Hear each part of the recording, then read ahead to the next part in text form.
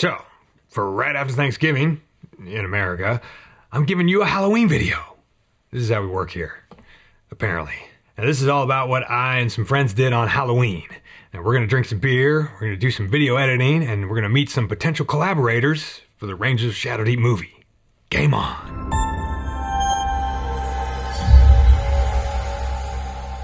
Greetings, good humans, and welcome to Tabletop Alchemy, where sometimes we make crazy and disparate connections that somehow all link up to the hobby in weird and fantastical ways. And we thank our patrons for their continued get your game on support of you guys. So this is going to be a weird one. Here's the setup. I got to do a pretty fun thing that's kind of unique, at least for me and my friends here in Southern California. And I need to cut a video out of some footage of that fun thing. So I thought, hey, we've edited photos on this show before. Maybe I'll share some video editing stuff. I know it's a tabletop hobby channel. It's supposed to be anyway. Is video editing useful to you in your tabletop hobby? I don't know. Maybe someone somewhere out there might find this somewhat interesting. Again, I have no idea, but we're rolling with it. So I got to start at the beginning. This is Caitlin Geyer. She's the actress I want to play Annika in the Rangers of Shadow Deep movie, and we've been friends since January 2011. Now, why do I remember that fairly specific date?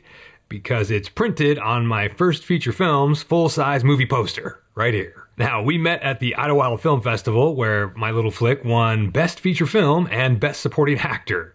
Now, it's not a great movie, it's 100% a first film, but we had the hometown advantage, so to speak, at that particular festival. And Caitlin was there doing on-camera interviews for the event. I mean, like for the whole festival itself. And I was also there to help shoot festival stuff too, and I ran camera for her on, I think, some of the interviews. Anyway, we were hanging out in the lobby of the Idlewild Theater, in between stuff being shown there or whatever, and this is how I came to immediately concluding that we had to work together. We were just, sitting there shooting the shit about filmmaking and whatever, and I was going on about how I like fantasy and swords and sorcery and whatnot, and she said, hey, I know Rapier and Dagger. And I was like, really? And she was like, hell yeah. And I was like, we gotta work together on something. And we did. She was in a bunch of the book trailers we made, and she was in the pitch trailer for my Western script that we did, and of course she's one of the 3 leads in my Freelancers web series. Now, not only is she a great actress, but she's pretty fearless. Someday we'll chat about this thing. And she does stunts, and she just works hard, and she's just gung-ho to do stuff. Now, this is Chase Rivera, Caitlin's partner. Now, I met him through Caitlin maybe a year or so after the film festival. He's ex-Marine Corps and has been operating as a Hollywood stunt coordinator for, I don't really know how long. If I'm not mistaken, he started out in the industry working with the stunt team that performed a lot of the fight choreography that the animators used in the stupendously fantastic animated show The Last Airbender. Now, I think after this is when he formed the Blue 8 Stunt Company with one of his longtime military brothers. And now for the last 7 years, he's been a lead stunt double on the CBS and Paramount Plus show SEAL Team. Now, Chase and his crew are some of the coolest folks I know. The first time we really worked together on a project, he came on board to choreograph a couple of fights for one of my Freelancer episodes. Now, that little web series didn't have a budget or anything. We were just a scrappy little crew of friends making something fun, and he came to the set the night we were shooting this whole sequence with Caitlin's character, and he doped out this spear-breaking gag for her to do on the final part of a fight scene, and this other little bit here, and if I remember correctly, he was not only sick with the flu, he was recovering from an injury from something else. I think he gets injured quite a bit in his day job. Did I mention he survived multiple helicopter crashes in Afghanistan? Fucking Marines, man. He's super cool, very creative, and just an all-around badass. Now, I met another badass. Well, I actually met more than one badass at this Halloween event that I'm going to talk about here in a second. Anyway, a couple of weeks before Halloween, these guys invited me out to a little party for Caitlin at her dance and parkour studio. She teaches dance, and her brother Charlie teaches parkour to a pretty wide age range of kids, from like little kids to teenagers. And her studio's in Culver City. It's been around quite a while. She started it in her house, I think, and eventually grew it into this commercial studio space that they've continued to grow. But now the upshot of all this is that at this little surprise party, everyone was kind of there to help out decorating the studio space for her students' Halloween activity event. But then they told me that they were going to run this what I'm going to call their prototype event for adults in the evening on Halloween. And they said, hey, invite whoever you want. We're going to set this place up and run this activity in here and it'll be fun. Now, this is where I met James McClanahan. He's ex-Green Beret and he runs a company called Primal Risk, from which this shirt is from. Primal Risk does a particular type of training, and he's just as cool as Chase and Caitlin. I mean, it makes sense. It's like, if you're cool, you're not likely going to have too many friends who aren't cool. I might be the exception to that rule. Anyway, he was there helping with the decorations, but then they all started talking about this activity they were going to run, and he broke out all this gear he had and was showing some of us how it all worked. Now, essentially, he's got paintball or paint pellet versions of like AR-15 rifles and I guess maybe Glock pistols. Now, for all intents and purposes, they are equal in weight and functionality to the bullet shooting versions of these firearms, but they are only made to shoot these paint pellets. They cannot fire actual rounds. Now, the gist of the whole thing was that they were going to set up an obstacle course within the studio. They were going to have drop-down targets and stationary targets to shoot at and a whole like mission storyline for each participant to adhere to, and they would both time people on their runs as well as tally marksmanship and successful mission objectives, and all in the flavor of Halloween, right? So the targets were going to be like zombie targets and things like that. It was just really to make this very fun environment with like action and activity going on in it. And yes, this is what these guys do for fun. I mean, you and I, we put plastic models together at a desk and slap some paint around.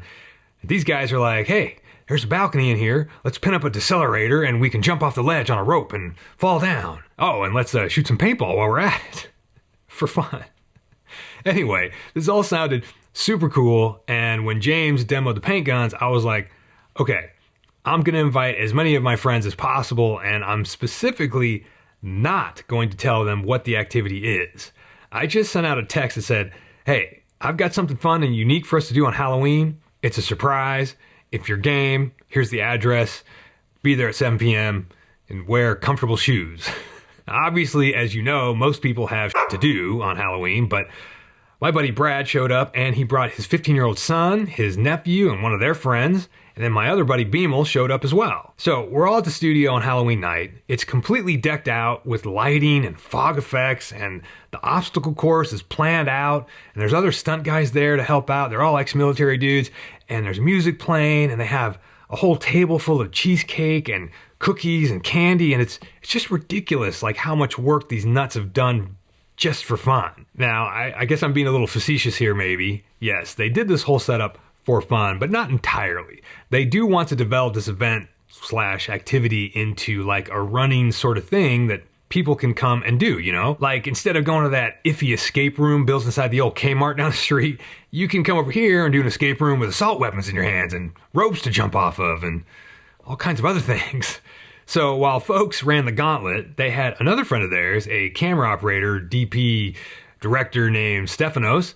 Now, he goes by Nose for short, and he's also super cool. I worked with him and Caitlin and Chase on this documentary thing they produced where we went to document some public schools in New York State. That's a story for another time. The bottom line is, Nose is a fantastic shooter and just a super cool guy, and he was shooting the runs of people as they went through the activity. So when his turn came up to run the gauntlet himself, I was like, hey man, I'll shoot your run. So then I started shooting, and then I just kept shooting till the end of the night because Nose had to take off and everyone who built the thing wanted to run it themselves.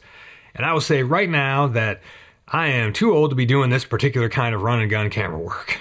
That this was not your normal run and gun documentary shooting. This was like full out sprinting and going up and down stairs, vaulting over obstacle course stuff, and keeping your face out of the way of firearms. And again, just full speed, full on sprinting.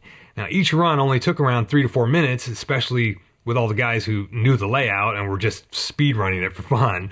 So thank God after each run, they would have to take 15 to 20 minutes to reset all the targets and all the obstacle course gags, and I could reset my heart and lungs. But as Nose and I were shooting stuff, I was looking at the footage and I was like, man, this is just way too fun. I mean, the footage is just cool. And I just asked James and Chase and Caitlin if I could cut a video out of it. I just wanted to chop the footage up to cool music and just have fun with it. And it's just right up my alley of the kind of stuff I like to cut, which is fast action stuff, and I don't hardly ever get a chance to actually cut anything like that. I was like, please, can I take a copy of the footage and cut something for you? And they said, yeah, sure, that'd be awesome. Take it. Anyway, here I am trimming the raw footage. Now we have a total of 52 minutes of raw footage that we shot, and we basically captured every person's run, which, like I said, is roughly 3.5 minutes long. Now I typically do this trimming thing in 3 to 4 passes,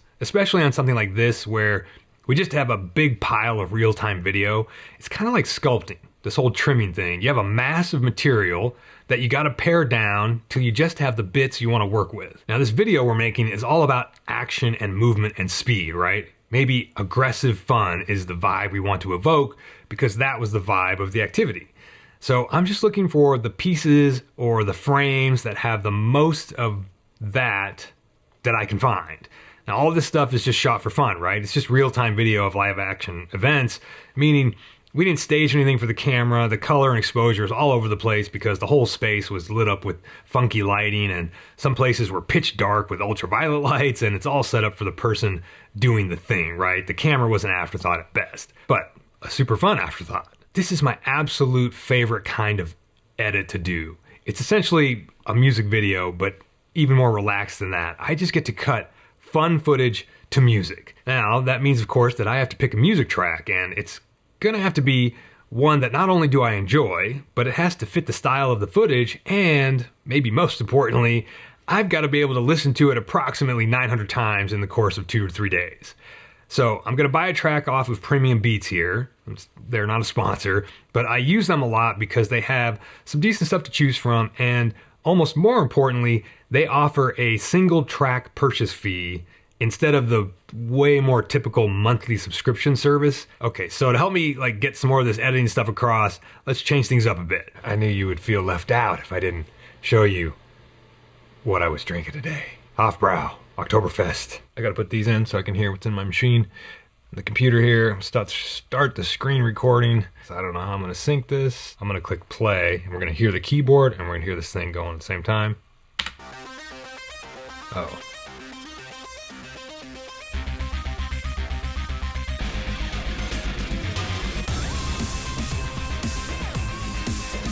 Okay, yeah, I'm gonna be a little weird and wacky here. I just like cool, fun music. So music choice obviously is a big deal for editing, of course. So I settled on this track. Now, music is it's just an aesthetic, a personal opinion. My apologies to anybody out there who hates the track that I chose.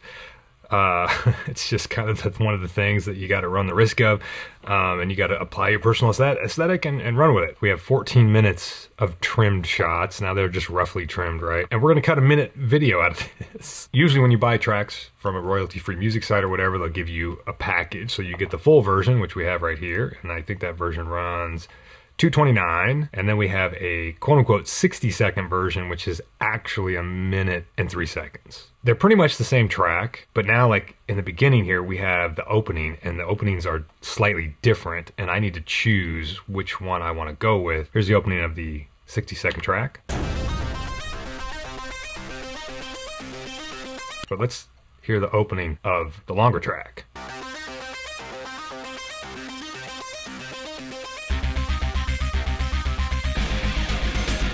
So this has more of a build. Might be hard to tell because the songs are very similar, but the longer track obviously has it's a longer build before it kicks in with the full range of all the loops that are in there. And I like that better, which kind of sucks. But I do like this very beginning little hit on the short version. So this is the kind of stuff that I go back and forth on when trying to decide on music. Okay, so we got the music dialed in. And now I'll show you a bit more about how I work with selected shots and stuff. We got nose right here, right? Stephanos. Okay, so we had our regular speed shot, right? And then we have our sped up shot, like that, right? And of course, that's like the feel, right? I don't know where this is gonna go in the edit. I know it's gonna be a shot that we're gonna use for sure, because it's just awesome, right? Because it's a skeleton makeup, it's got the skull face on, it's just push in, zoom on, it's just good. We just lay the music under here real quick, and we just get a sense of how this stuff is how the song fits the shot style, or the editing style, of course. All right, yeah. so slow. I mean, you can see it there, right? It's so much better with the faster version. Let's even move the music up so it's all fast right here. Here we go.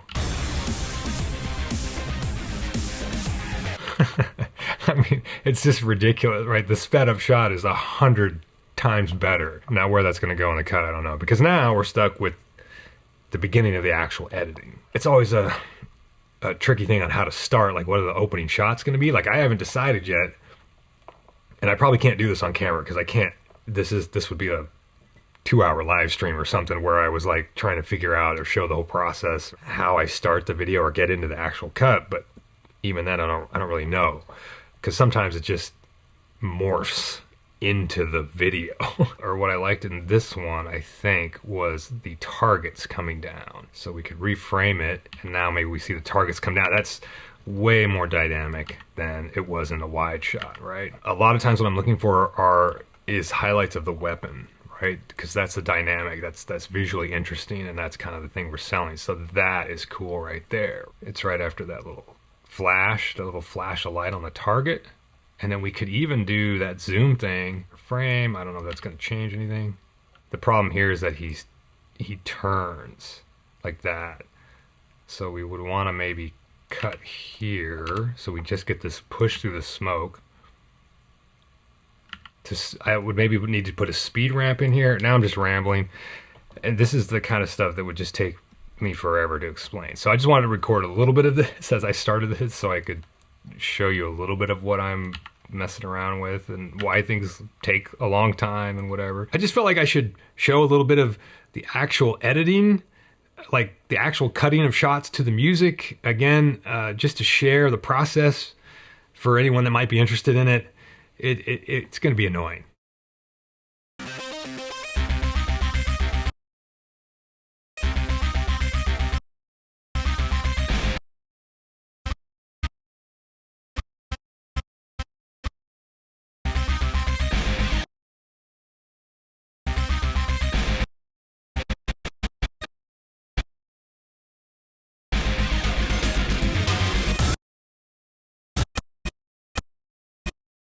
I ended up cutting a full 2.5-minute video to the full music track because I both liked the music track and I wanted to be sure to get in shots of every person who ran the activity, at least in one version of the cut. So I finished that one up and I decided to call it the fan version, and I sent that off to the Blue 8 and Primal Risk crew, and then I promised them a 1-minute version that they could probably make much better use of for promotional purposes. I actually didn't quite hit the 1-minute mark, but I got one done that runs 1 minute and 9 seconds. Now, I've been debating with myself which, if any, finished version I should show you here. If I knew for sure where or when they were posting either version, I'd just put links in the description so you could go check it out on their social media and they'd get some views, you know? I want to promote them as much as I can, but all that said, I don't really know when or how they're going to use any of this stuff, or even if they will. I mean, I shouldn't assume anything. So I guess I'll show you the 1-minute version here, and you can tell me what you think after having seen the process or whatever. So here we go.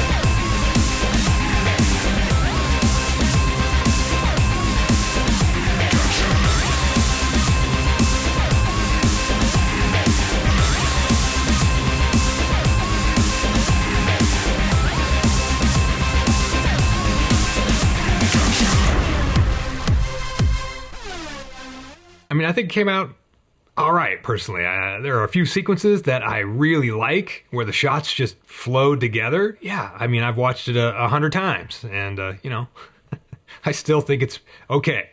I don't know, once I have like a month like 30 days between now and having watched it, I'll probably see all kinds of problems with it. But all in all, it was just super fun to cut, and it was super fun to experience. And I thank them again for inviting me and letting me take a shot at the footage. But yeah, I guess I hope you enjoyed this editing extravaganza thing. And hopefully we can all get to know Caitlin and Chase and James more over time, because they will hopefully collaborate with me on the Rangers of Shadow Deep movie.